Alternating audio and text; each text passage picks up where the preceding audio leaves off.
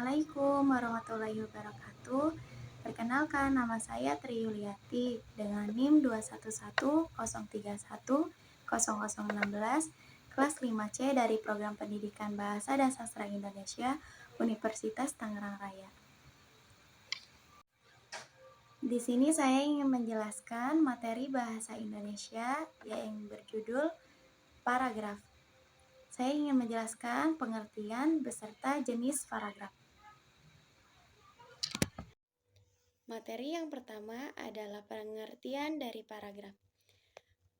Paragraf menurut Kamus Besar Bahasa Indonesia adalah bagian bab dalam suatu karangan yang biasanya mengandung suatu ide pokok dan biasanya penulisannya dimulai dengan garis baru. Paragraf terdapat dalam pemakaian bahasa secara tertulis. Paragraf merupakan rangkaian atau himpunan kalimat-kalimat yang bertalian dalam suatu rangkaian untuk membuat sebuah gagasan yang biasanya mengandung suatu ide pokok ataupun pikiran pokok. Materi yang kedua ada jenis-jenis paragraf. Yang pertama ada paragraf naratif, yang kedua ada paragraf deskriptif, yang ketiga ada paragraf ekspositori, yang keempat ada paragraf argumentasi, yang kelima ada paragraf persuasif. Selanjutnya ada pengertian dari paragraf naratif. Nah, paragraf naratif adalah paragraf yang berhubungan dengan jenis wacana narasi. Narasi adalah jenis wacana yang berisi kejadian atau sebuah kisah. Naratif sendiri berasal dari bahasa Latin, yaitu narrare, berarti menceritakan atau bercerita, dan narrarito dan narrativus yang mempunyai arti sama, yaitu penceritaan. Paragraf deskriptif atau biasa disebut dengan deskripsi. Paragraf deskriptif adalah paragraf yang kontennya berhubungan dengan jenis wacana deskripsi.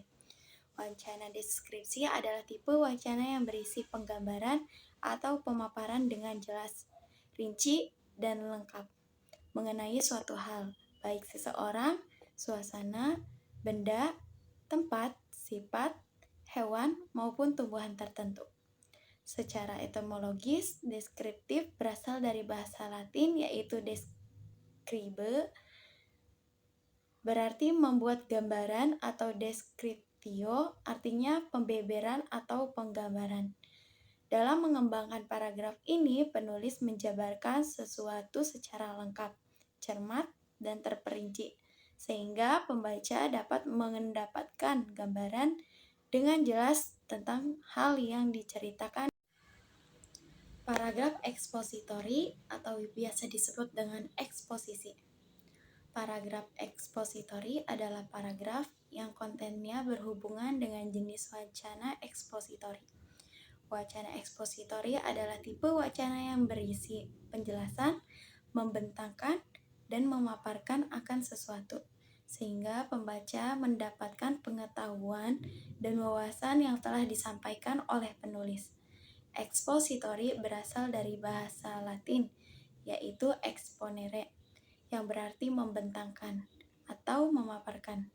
Dalam memaparkannya, penulis menyebutkan contoh, proses, atau bukti-bukti konkret terhadap sesuatu yang berisi uraian atau penjelasan tentang suatu topik dengan tujuan memberi informasi.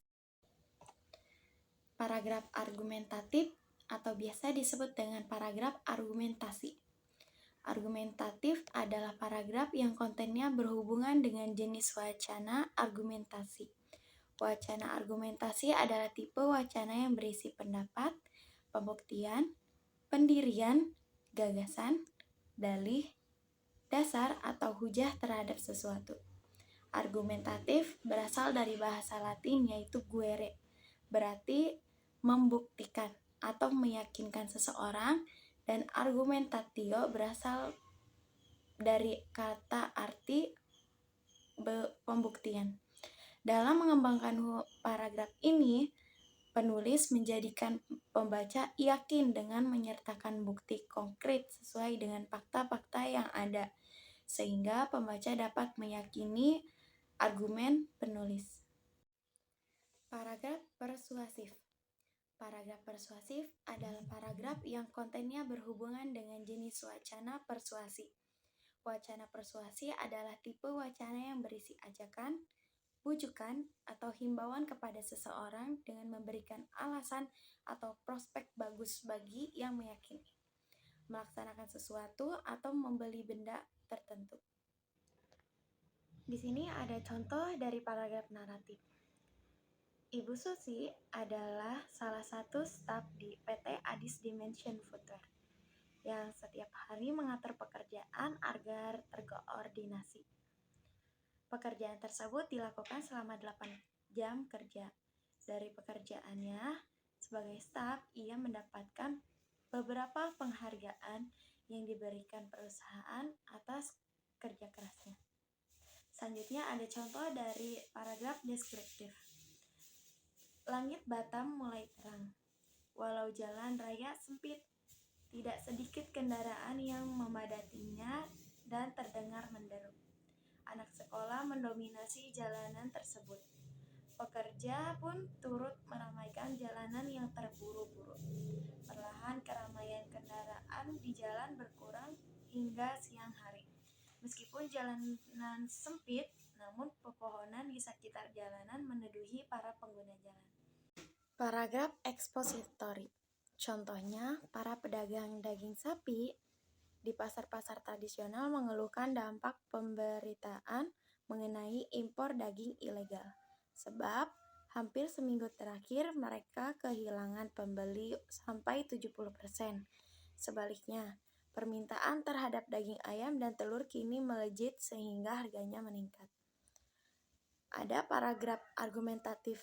Contohnya, polusi udara terjadi di seluruh negara. Bahkan di daerah Kepulauan Riau, utamanya terjadi di Kota Batam. Kendaraan bermotor menjadi sumber utama polusi di daerah ini. Hal ini mengakibatkan udara menjadi tercemar.